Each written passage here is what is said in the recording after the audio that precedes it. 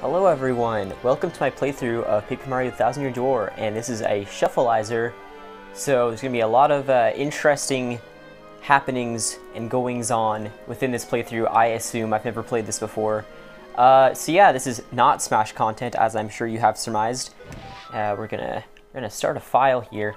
This is actually my favorite single-player game. It has been for years, and I finally figured out a way to record this game and also play mods such as the Shufflizer.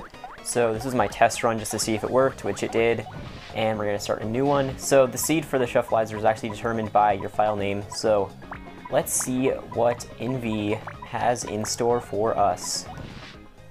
So yeah, basically with the Shufflizer, all the items within the game, like the item pools for the shops and the field items, etc., are all shuffled, so they're not randomized. You can't just get any old item, but it'll be items that were already within the game. They're just rearranged, basically. So this should be interesting, and I'll probably summarize the story as we go along. So basically, to start off here, Mario and Luigi receive a letter from Peach. Yeah, there's a lot of opening dialogue in this game, so might be here a while. I'm going to be mashing through it as best I can. This is also the same house from the first Paper Mario, which I've always found to be a nice touch. Alright, so letter from Princess Peach. She's got the whole on-brand pink envelope and paper and everything. Actually, the paper is pink in the... Oh no, it is pink there, okay. For some reason I thought that wasn't pink, but it is. So yeah, basically she found a mysterious map and she wants us to help her follow it and find the treasure. And she mailed it with her for some reason. I don't really know why she would mail it as well, instead of just waiting for Mario and Luigi to come. But hey, that's how the plot has to work. And here we are, Paper Mario 1000 Year Door. Shufflizer. It should be pretty exciting. The link to getting the Shufflizer yourself was, on the title screen there, but I'll link it in the description as well, as long as I remember to. And here we go. So yeah, I'm pretty excited for this. I've been wanting to play mods like the Shufflizer for a couple of years now, so I'm really happy that I'm finally able to do that. And here we are. This is the prologue. A Rogue's Welcome is the title, as you will shortly see. Yeah, there it is. Rogue's Welcome. This game is awesome. This game is superb. It deserves all the praise it gets, and I'm sure you guys have heard lots of praise for the game in the past. Definitely an A+ game. So much replayability. Even though it's not like built-in replayability, just the mechanics and the engine of the game and just all the versatility and challenges you can make up with the game make it quite replayable. There's a pretty decently sized challenge run community. It's not like massive or anything, obviously, but considering how old this game is and considering how it's not like a multiplayer game or anything like that, I think that's pretty good. Speedrunning community is pretty awesome. Challenge run community is pretty awesome. And yeah, here we are today. People are still making mods such as the Shufflizer, such as the randomizer, which I might play later on. And yeah, it's pretty cool. Love this game. And we finally get to move around a bit. Still got a lot more cutscene to go though, don't worry. So here's Rogueport. This is our hub world, and it is a very awesome hub world. You really kind of get to, you really get a feel of the actual atmosphere of the place and the people within it, and you just explore it a whole lot as you go throughout the game. It's not just a hub you use to get from point A to point B. You actually learn about the characters and the places. You unlock new items and new methods of moving around through the hub world as the game progresses, and it's great. Anyway, these weird-looking guys are harassing this weird-looking Goomba, and then she nobly plunged us into the battle without our permission. We're just kind of here now. Anyway, this fight's pretty easy. Basically just tells you how to play the game. I'm going to try and Super Guard here, even though I kind of suck at from Super Guard. Yeah, I always miss it on the first one, and then hit it on the second one, so we'll see if I hit the second one. See, oh, well, yep, it'd be like that. That's what I get for scratching my neck while I'm supposed to be doing an action command. But yeah, there's two forms of guarding in this game. You can press A in a 10-frame window before you get hit, or you can press B in a 3-frame window before you get hit, which is a Super Guard. And so when you do a regular A guard, then it only nullifies 1 damage, but if you Super Guard, it nullifies all damage and can deal back 1 damage to the opponent. So it's a very strong mechanic to master. So I'm pretty much always going to be going for Super Guards. They're just kind of worth it, and a lot of them aren't that difficult once you get the timing down. Anyway, so we win the little fight, and then he gets his minions to mob us. And we just kind of leave. And yeah, that's how it be. So we just kind of walk away, casually. You can clip through this wall, which is pretty funny. And then he's like, what? Where'd they go? There's not only one exit to this area. Where could they have possibly gone? There's no way of telling.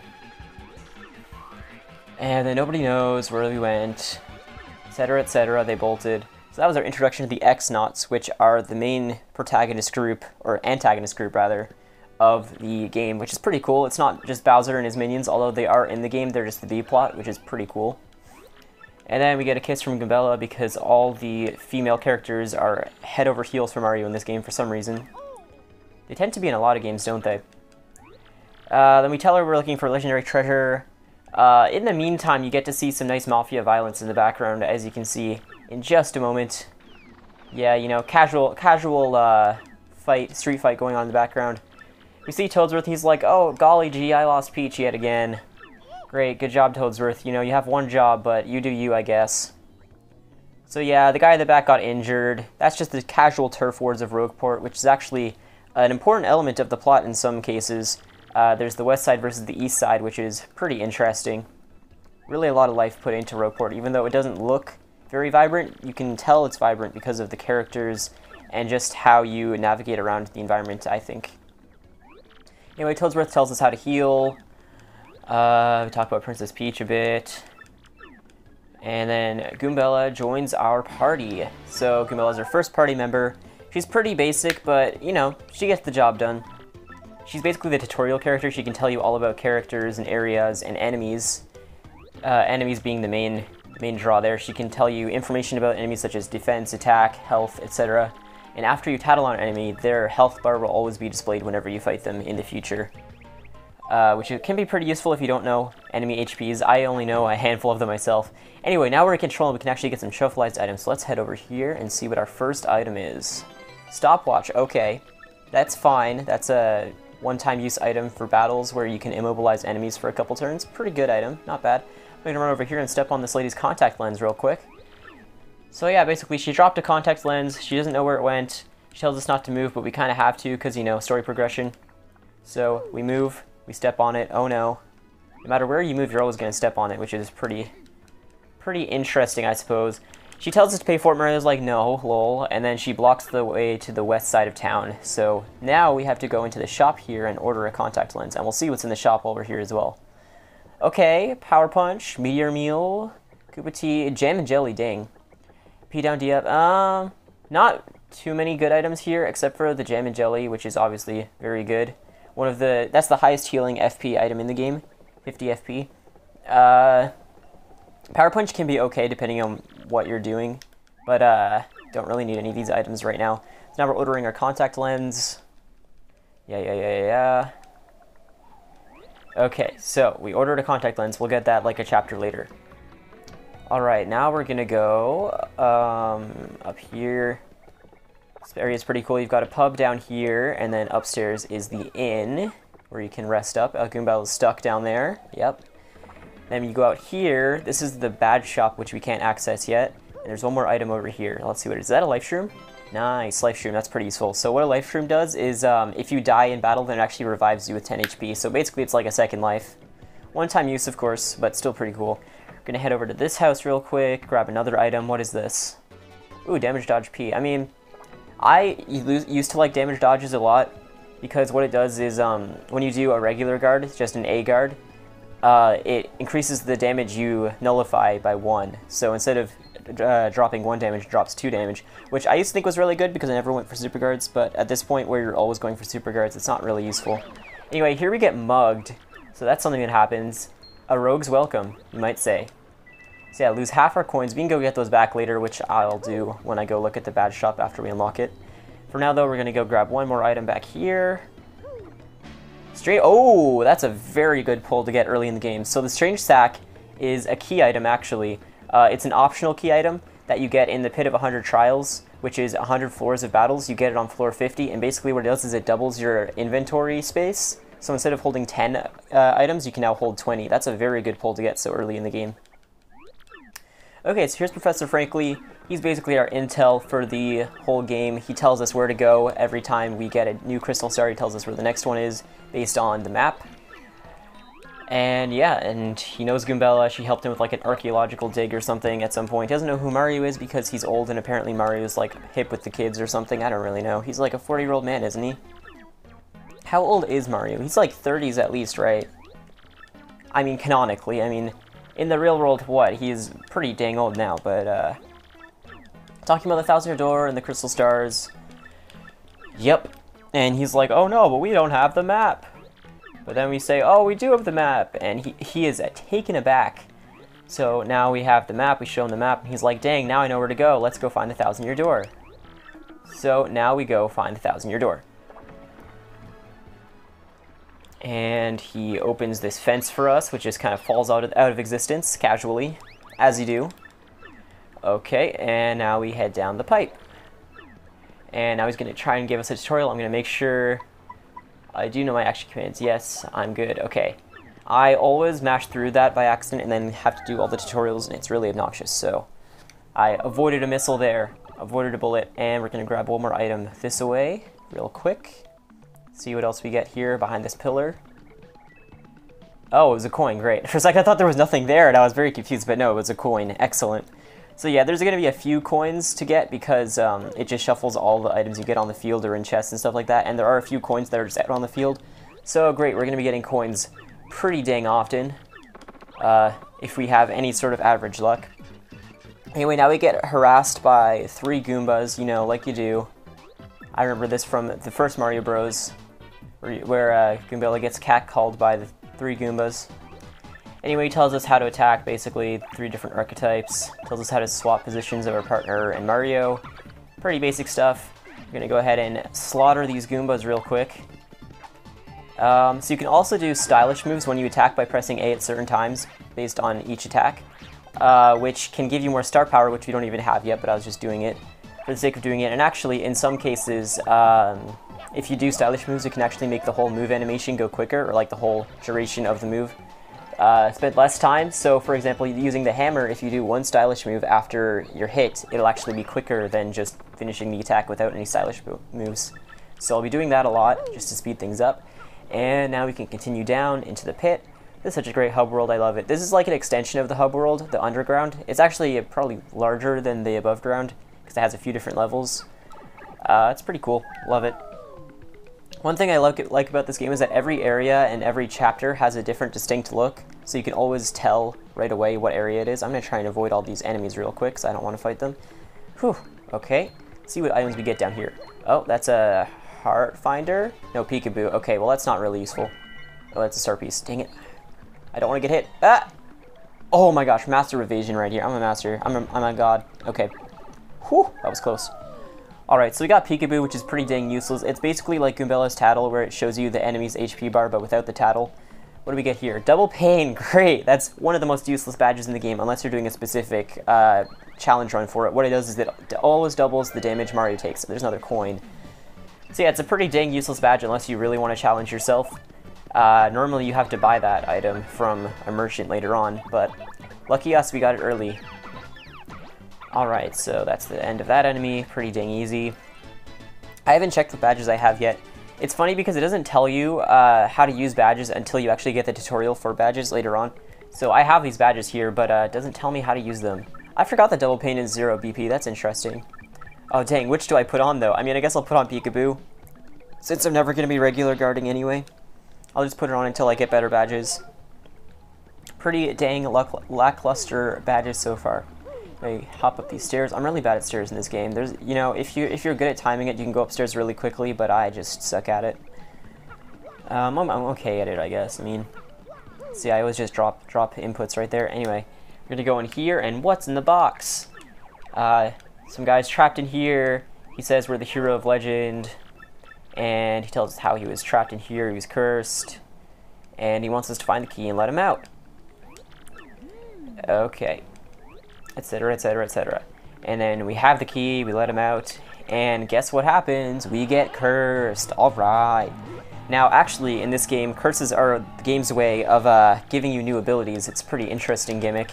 So yeah, here we get the ability to turn into a paper airplane, which can help us cross gaps, etc, etc. So it's pretty interesting. This is where the actual paper component of Paper Mario comes in. So yeah, paper airplane, nice. I don't know where all the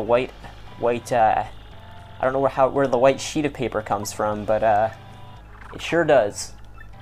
So now we can turn into a paper airplane, which lets us reach new areas.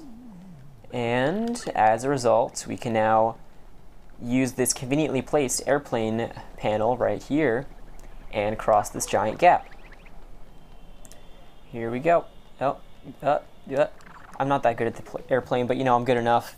If you press B to cancel your airplane before you actually land, it's quicker than if you just nosedive into the ground. It skips a bit of delay when you land, so you usually want to just cancel it before you land. Alright, so we found the 1,000-year door. Here it is. It's pretty cool. I like the design of it, even though just a little bit phallic, but that's okay. Anyway, I'll hold the magical map aloft, the mysterious map rather. We got a nice little laser light show going on. This angle's so funny because you can just kind of see how paper thin these characters really are. You know, despite the character's physical appearance being two-dimensional, many of the characters in this game are very three-dimensional, multifaceted, and fleshed out. Good on you, Paper Mario 1,000-Year Door.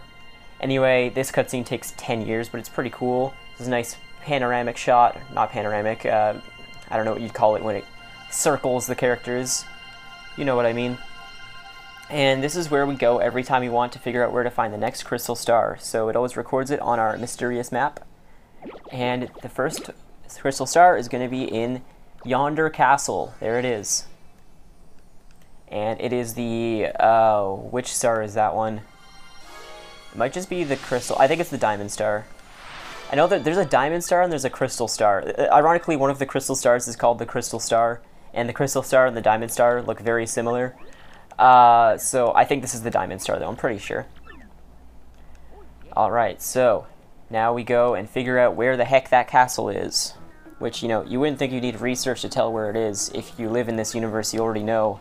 You should already, you know, be able to see what's on the map. Like, why is this map the only one? Like, you'd think there'd be other maps that already, you know, map out the area, but apparently not. This is the only map ever. I'm very lucky there. I just happened to accidentally press B to mash instead of A right there, and I skipped the cutscene.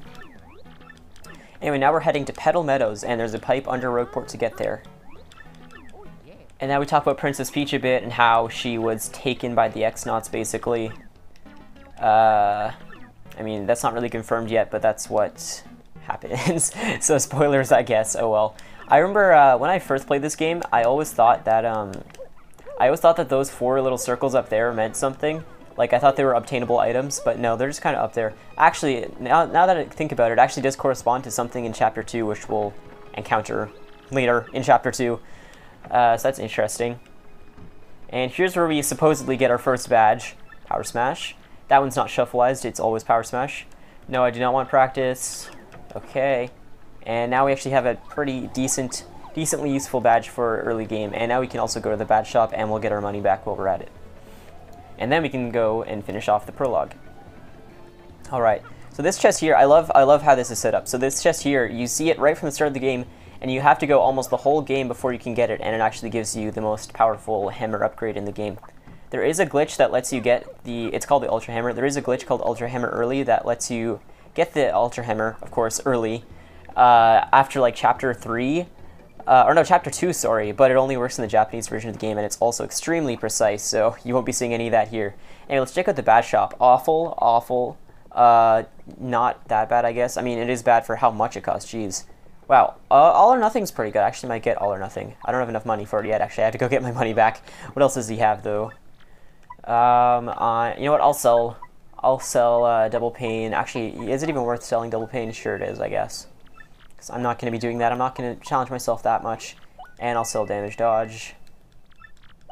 What other badges do I have? Yeah, I mean, I can sell Peekaboo as well, I suppose. Actually, I'll keep it.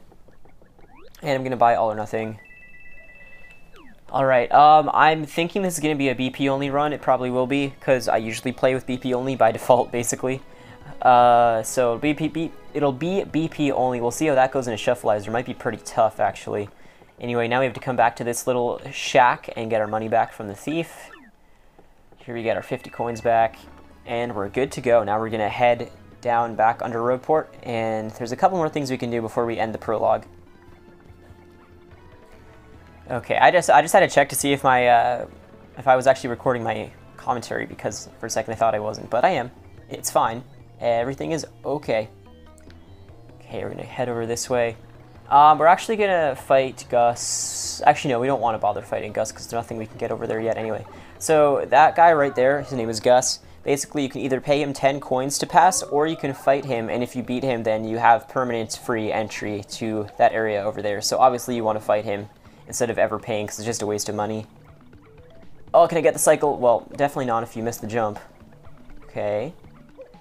But yeah, his fight isn't that hard. He actually has the same amount of health as the first, the Chapter 1 boss, but he's not that hard to take down. I could beat him right now, but there's not really much reason to yet, because there's nothing we can access over there that'll be useful to us other than a couple NPCs, which we're not going to talk to. So, where's the Goomba? There he is. Usually he's a lot closer to the right. I could access the west side of town right now if I used something called a hazard respawn glitch, but it's a 1 frame window to do it, and you have to do it twice to get over to the west side, so I'm not going to bother with that. I tried it the other day, and I got it on one of my first tries pretty easily, and then I tried it again today earlier, and I could not get it, so I guess I was just fluke the first time. Where am I going, by the way? I'm not supposed to be down here, I just remembered. I'm in the complete wrong place right now. So we're gonna backtrack real quick. We're gonna go back up. I always do this for the prologue. I always forget where I have to go for some reason. Don't know why. Okay, hopefully I don't get into any fights. Wow, I'm so good. When I was playing earlier today on a different file, I kept on running into these enemies for some reason. Alright, yeah, so this is not where we're supposed to be going. We're supposed to be going over here to this little flight panel. And turn into a paper airplane, fly over this minuscule gap, and here we are. And here's our first mini-boss, or, yeah, our first mini-boss. I guess you could count Lord Crump as a mini-boss, but it's not really. It's more like a very simple tutorial. But yeah, here's our pal, Giant Blooper. And it should be a pretty easy fight. Oh my goodness. Okay, so, he has the tentacles, you know. Put Goombella in front, she can take the tentacles for us. You know. Okay. So, oh yeah, I forgot I have Peekaboo on, that's funny. Comical even, what do I even have right now? I'm trying to take stock here. Badges, okay, I have Power Smash, yeah, obviously. Okay, so we're just going to take out some of the tentacles, or one of them rather. Oh man, that super guard's so tough. I always try it, but it's kind of hard to know if you don't specifically practice this fight, and I mean, who does? It's one of the easiest fights in the game, honestly. Unless you miss your action commands like that. I mean, it doesn't matter either way, because I only need 3 damage, but... you know, the humiliation. My reputation is not going unscathed here. Missing the bingo, classic. I know there's a way to time the bingo, but I haven't ever practiced it or anything like that. So I'm going to go ahead and Power Smash, get that extra DPS real quick. Takes 10 years, and that does 4, and we're going to do another 2 here, hopefully. Yeah, okay. And then Blooper will be dead next turn, because we're going to do another Power Smash, and that'll be about it.